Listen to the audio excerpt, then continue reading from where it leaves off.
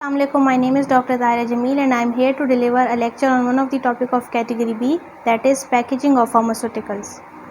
So let us start with the topic of packaging of pharmaceuticals. Packaging is an art and science of preparing a product for transport, storage, display and use.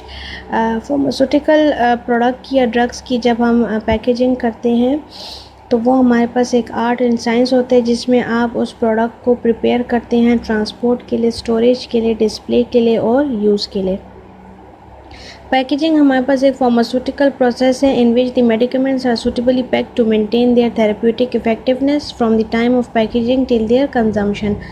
Packaging हमारे पास एक pharmaceutical process है जिसमें आप medications को या मेडिकमेंट्स या drugs को आप सुटेबली पैक करते हैं ताकि उसकी एफिकेसी और थेरेप्यूटिक इफेक्टिवनेस मेंटेन रहे। जब आपने उसको पैक किया था और जब तक वो पेशेंट्स कंज्यूम ना कर लें तब तक उसकी थेरेप्यूटिक इफेक्टिवनेस पैकेजिंग का काम है कि वो मेंटेन रखे। For packaging different containers of different shape, size and colours are available. Packaging के लिए डिफरेंट कंटेनर्स अवेलेबल हैं और उन कंटेनर्स की डिफरेंट शेप्स हैं, साइजेस हैं, कलर्स हैं according to the prepared dosages form. They are made from different materials, hence care should be taken while selecting a proper container for the preparation to avoid any type of interaction between the drug and the container. हमारे पास जो containers है वो different material से बने होते हैं, तो इसीलिए जब भी आप अपनी ड्रग को प्रिपेयर करें आपने एक सूटेबल कंटेनर सेलेक्ट करना है ताकि ड्रग और कंटेनर के बीच में कोई इंटरेक्शन वगैरह ना हो। दैन कंपोनेंट्स ऑफ पैकेजिंग, हमारे पास डिफरेंट कंपोनेंट्स है पैकेजिंग के। First is container, then we have closure, then we have box and then we have cotton. Container क्या होता है हमारे पास, in which the product is placed is called as container. Container हमारे पास वो पैकेजिंग होती है जिसमें आप अपनी ड्रग्स को प्लेस करते हैं और इसका डायरेक्ट कांटेक्ट होता है ड्रग के साथ, तो उसको आप कहेंगे कंटेनर जिसमें आपने अपनी ड्रग को प्लेस किया होता है। Then we have closure which seals the container to exclude oxygen, carbon dioxide, moisture, bacteria, etc. and to prevent the loss of water and volatile substances from the product. Closure जो है हम उसके cap को या उसके seal को भी कह सकते हैं कि वो कंटेनर के ऊपर आप प्लेस करते हैं ताकि oxygen, carbon dioxide, moisture, bacteria और ये सारी चीज़ें उससे दूर रहें और जो अगर आपकी ड्रग में कोई वाटर कंटेंट प्रेजेंट है तो वो भी लॉस ना हो और वोलेटाइल सब्सटेंस भी आपके प्रोडक्ट से लॉस ना हो, तो इसीलिए आप क्लोजर प्लेस करते हैं ताकि आपका कंटेनर सील रहे और कोई भी इन्वायरमेंटल फैक्टर आपकी ड्रग की इफ़ेक्टिवनेस को डिस्टर्ब ना कर सके। Then we have cotton or outer. Cotton or outer are used for secondary protection against mechanical and environmental hazards and also serve for display of written information. Cotton या outer जो उसकी covering होती है वो as a secondary protection काम करती है against mechanical and environmental hazards। जितने भी mechanical या environmental hazards हैं तो उसके लिए आप अपनी drug को cotton के अंदर place कर सकते हैं और उसके ऊपर आप कोई भी information भी display कर सकते हैं। bulk form में आप कॉटन के अंदर अपनी ड्रग्स को प्लेस कर सकते हैं। Then we have box, multiple of the drugs are packed in box, it also defend against external hazards.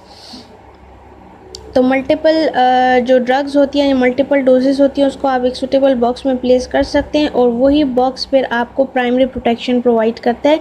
Means आपने अपनी ड्रग को कंटेनर में प्लेस किया, उसको क्लोज कर दिया क्लोजर के थ्रू, देन आपने फिर अपनी ड्रग के जो आपने कंटेनर है वो आप बॉक्सेस में डाल सकते हैं और बॉक्सेस आपकी प्राइमरी प्रोटेक्शन हो जाएगी और फिर उन बॉक्सेस को अगर आप कॉटन वगैरह में प्लेस कर लें तो वो आपकी फिर सेकेंडरी प्रोटेक्शन हो जाएगी। तो ये कुछ कंपोनेंट्स से पैकेजिंग के जिसके बगैर आपकी पैकेजिंग कंप्लीट नहीं होती अगर आपने ट्रांसपोर्ट के लिए, स्टोरेज के लिए या यूज़ के लिए अपना प्रोडक्ट प्लेस करना हो तो। Then we have characteristics of container and closures. हमारे पास कुछ ऐसी बातें इंपॉर्टेंट हैं रिगार्डिंग कंटेनर्स एंड क्लोजर्स, अगर वो फुलफ़िल ना हो तो आपके जो कंटेनर्स है, क्लोजर्स है वो ड्रग को सेफ्टी प्रोवाइड नहीं कर सकता। तो कुछ करेक्टरिस्टिक्स ये हैं कि the container and closure must be sufficiently strong to withstand, remain undamaged और unaffected handling while emptying, filling, closing, sterilizing, labeling, transporting, storing and used by the consumer।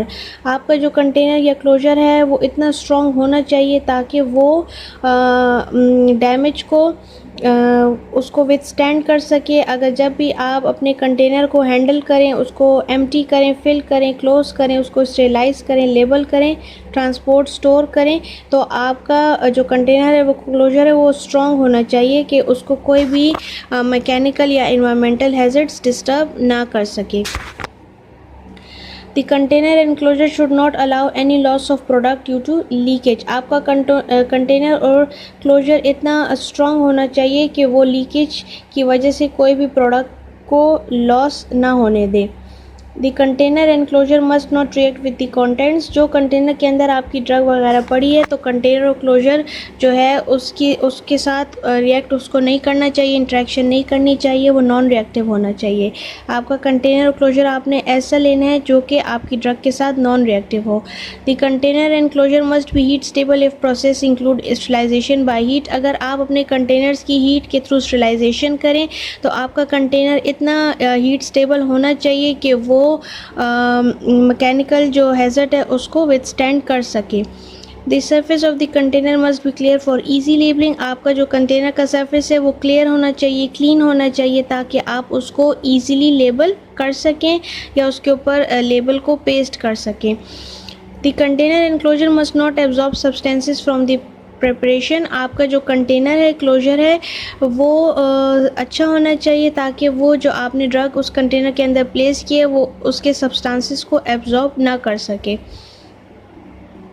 The container enclosure must not impart its own colour, taste और odour to the preparation. जो आपने drug उसके container के अंदर रखी हुई है तो क्लोजर कंटेनर अपना कलर, टेस्ट या ओडोर उस प्रिपरेशन तक उसको नहीं इम्पार्ट करना चाहिए। The container and closure must not react either with each other और विद द प्रिपरेशन। कंटेनर और क्लोजर वही सेम बात कि नॉन रिएक्टिव होना चाहिए ताकि ना वो ड्रग के साथ रिएक्ट करे और ना वो क्लोजर के साथ रिएक्ट कर सके। तो आपके कंटेनर और क्लोजर दोनों नॉन रिएक्टिव होने चाहिए। The container should be able to protect light sensitive preparations for which amber color glass containers may be used। Container जो है लाइट सेंसिटिव जो ड्रग्स हैं या लाइट सेंसिटिव प्रिपरेशंस हैं उनकी प्रोटेक्शन के लिए आपके कंटेनर्स को लाइट सेंसिटिव प्रिपरेशन को प्रोटेक्ट करना चाहिए। इसके लिए आप amber colour glass containers use कर सकते हैं या आप ओपेक कंटेनर्स भी यूज़ कर सकते हैं जिसका कलर आपके पास ब्राउनिश टाइप होता है। जो आप यूजुअली सिरप सस्पेंशंस के लिए बॉटल्स यूज़ करते हैं तो उसको आप कहते हैं एम्बर्ड कलर ग्लास, जो कि लाइट सेंसिटिव प्रिपरेशंस को आपकी लाइट से प्रोटेक्ट करता है। The size of the container must be selected according to the size of preparation. आपने कंटेनर का साइज़ उतना ही सिलेक्ट करना है जितनी आपकी डोज है या आपकी प्रिपरेशन है। अगर डोज कम है और कंटेनर आपका बहुत ज़्यादा बड़ा है तो वो सूटेबल नहीं है। इसीलिए आपने कंटेनर का उतना ही साइज़ सेलेक्ट करना है जितनी कि आपकी डोज है या आपकी प्रिपरेशन की साइज़ है। The closure must be easy to remove and replace. आपका क्लोजर ईजीली रिमूव भी होना चाहिए, रिप्लेस भी होना चाहिए, ज़्यादा ब्रिटल या हार्ड नहीं होना चाहिए। The cost of container enclosure should not be high. आपका जो कंटेनर है या क्लोजर है वो कॉस्ट इफेक्टिव होना चाहिए, उसकी प्राइस इतनी ज़्यादा हाई नहीं होनी चाहिए। The container and closure should be attractive in appearance. आपका जो कंटेनर है या क्लोजर है वो अट्रैक्टिव होना चाहिए ताकि पेशेंट कंप्लाइंस इम्प्रूव हो सके। Then we have types of containers. हमने कंटेनर्स को 2 बेसिस पे क्लासीफाई किया है। First is according to the method of closure and use and second is according to their shapes. So according to the method of closure and use हमारे पास हैं well closed containers, air tight containers, hermetically sealed containers, light resistant container, single dose container, multi dose containers and aerosol containers. तो ये according to the method of closure and use हमने इसको इन containers में classify किया है। फिर according to their shapes हम कंटेनर्स को क्लासीफाई करते हैं ग्लास बॉटल्स में जो नैरो भी हो सकती हैं और वाइड भी हो सकती हैं, dropper bottles, collapsible tubes, cardboard boxes, ampoules, vials, polythene packets and bottles for IV fluids, envelope, strips, cottons and drums etcetera. तो ग्लास बॉटल्स हमारे पास नैरो माउथ भी हो सकती हैं, वाइड माउथ भी हो सकती हैं। नैरो माउथ जैसे कि आपकी सिरप्स या सस्पेंशंस वगैरह की हो गई, वाइड माउथ जैसे कि आपके माउथ वॉशेस वगैरह की हो गई जो कि आप सॉलो नहीं करते। फिर ड्रॉपर बॉटल्स, जिसके साथ एक ड्रॉपर भी अवेलेबल होता है, जैसे कि ईयर ड्रॉप्स हो गए, नेज़ल ड्रॉप्स हो गए, आई ड्रॉप्स हो गए, कोलैप्सिबल ट्यूब्स जिसमें आप अपनी ऑइंटमेंट्स वगैरह, क्रीम्स वगैरह प्लेस कर सकते हैं, जो मेटल से बनी होती हैं या प्लास्टिक से भी बनी होती हैं। फिर कार्डबोर्ड बॉक्सेस में आप अपने पाउडर्स वगैरह प्लेस कर सकते हैं। एम्प्यूल्स, जो कि बिल्कुल सील होता है, कम्प्लीटली ग्लास से बना होता है, और फ्यूजन मेथड के थ्रू आप इसको कम्प्लीटली सील कर देते हैं, जो कि सिर्फ सिंगल डोज आपको प्रोवाइड करती है। वाइल्स, जिसके ऊपर एक क्लोजर होता है, जिसमें से आप मल्टीपल डोजेस भी यूज़ कर सकते हैं वाइल्स में से। फिर polythene packets and bottles for IV fluids, IV injection के लिए जो आप पैकेट्स या बॉटल्स यूज़ करते हैं इन्फ्यूजन्स वगैरह के लिए, तो वो पॉलीथीन से बने होते हैं। आप एनवेलप स्ट्रिप्स भी यूज़ कर सकते हैं, ब्लिस्टर स्ट्रिप्स वगैरह, जिसमें आप अपनी टैबलेट्स, कैप्सूल्स वगैरह रखते हैं। तो ये कुछ टाइप के कंटेनर्स है जिसमें आप अपनी ड्रग को ईजीली प्लेस कर सकते हैं according to the dose. Now let us discuss well closed containers. It is used to protect the preparation from contamination, to prevent the loss of potency of active constituents, and to prevent the loss of content during transport, storage and handling. Well closed containers आपके पास वो containers होते हैं जो कि बिल्कुल tightly close होते हैं, well closed होते हैं, ताकि वो ख़ुद को, उस ड्रग को कंटेमिनेशन से प्रोटेक्ट कर सकें। जो आपके एक्टिव कॉन्स्टिट्यूएंट्स हैं उनकी पोटेंसी को प्रिवेंट कर सकें अगर वो लॉस हो। और आप लॉस ऑफ कंटेंट मींस, अगर आपने वेल क्लोज कंटेनर्स यूज़ किए तो आपका जो ड्रग है या कंटेंट है वो उस कंटेनर से बाहर नहीं निकलेगा during transport, storage and handling. Then we have air tight containers. ये वो टाइप के कंटेनर्स होते हैं जो आपको एटमॉस्फेरिक कंटेमिनेशन से प्रोटेक्ट करते हैं, मींस आपकी एयर को कंटेनर के अंदर जाने नहीं देते। They prevent the loss of content due to evaporation, efflorescence and deliquescence. Airtight containers वो containers भी होते हैं जो आपकी ड्रग को evaporation से, efflorescence से और deliquescence से प्रोटेक्ट भी करते हैं। और ये सारे फिनोमिनाज, ये सारे हमने डिस्कस किए थे लास्ट लेक्चर में, application of different various pharmaceutical processes में, तो आप वो स्लाइड्स देख सकते हैं। Hermetically sealed containers. These type of containers do not allow the passage of air or other gases to pass through it, hence they are used for injectables. Hermetically sealed containers वो containers होते हैं जो ना air और gases को अपने अंदर से पास नहीं करने देते, और ये आप इंजेक्टेबल्स के लिए यूज़ कर सकते हैं, जैसे कि ग्लास एम्प्यूल्स वगैरह आपने देखे होंगे जो कि बिल्कुल कम्प्लीटली सील्ड होते हैं फ्यूजन के साथ। Then light resistant containers. ये वो कंटेनर्स है जो आपकी ड्रग को लाइट से प्रोटेक्ट करती है और उसकी डिकम्पोजिशन को भी प्रिवेंट करती है। लाइट की जब भी प्रेजेंस होगी तो लाइट रेजिस्टेंट कंटेनर्स आप यूज़ कर सकते हैं। उसमें आपके पास एम्बर्ड कलर्ड बॉटल्स भी आ सकती है और ओपेक कंटेनर्स भी आ सकते हैं जो कि बिल्कुल लाइट रेजिस्टेंट है और आपकी ड्रग फिर लाइट में डिकम्पोज नहीं होगी। Then we have single dose container. These containers are used to supply only single or one dose of the medicament. Single dose name से ही जाहिर हो रहा है कि ये आपको सिर्फ सिंगल डोज प्रोवाइड करती है। इसमें आप सिंगल डोज को ऐड करते हैं, जैसे कि एम्प्यूल्स में आपकी सिर्फ सिंगल डोज होती है जो कि आप ब्रेक करते हैं और उसको उसी टाइम इमीडिएटली यूज़ कर लेते हैं। Contents can not be remove without breaking the seal. जब तक आप सील को ब्रेक नहीं करेंगे आप ड्रग को या उसके कंटेंट्स को यूज़ नहीं कर सकेंगे। मल्टी डोज कंटेनर्स में मल्टीपल डोजेस प्रेजेंट होंगी, तो ये आपके पास ऐसे कंटेनर्स होते हैं जिसमें आप मल्टीपल डोजेस को प्लेस कर सकते हैं, जैसे कि मल्टी डोज वाइल्स आपने देखे होंगे। इंसुलिन के जो वाइल्स आते हैं वो भी मल्टी डोज है कि मल्टीपल टाइम्स आप इंसुलिन को उसमें से निकाल सकते हैं।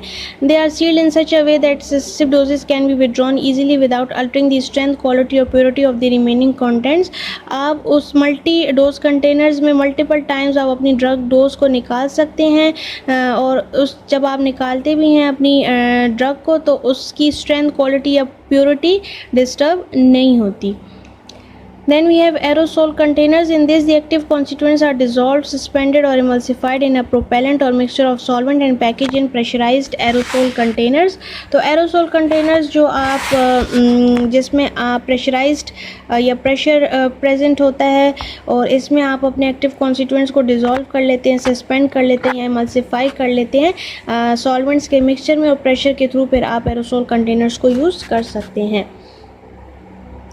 Then we have material use for the manufacturing of containers, कि ऐसे कौन कौन से मटेरियल्स हैं जो आप कंटेनर्स को बनाने में या उसकी मैन्युफैक्चरिंग में यूज़ कर सकते हैं। तो डिफरेंट मटेरियल्स हैं, जैसे कि ग्लास कंटेनर्स भी आप मैन्युफैक्चर कर सकते हैं, प्लास्टिक, मेटल एंड पेपर। तो ग्लास कंटेनर्स आपकी जो सिरप, सस्पेंशंस की बॉटल्स वगैरह हो गई, प्लास्टिक जैसे कि आपके माउथ वॉशेस की, गार्गल्स की बॉटल्स वगैरह हो गई, और सिरप्स की भी कुछ बॉटल्स आती हैं, सस्पेंशंस की भी कुछ बॉटल्स आती हैं जो प्लास्टिक से बनी होती हैं।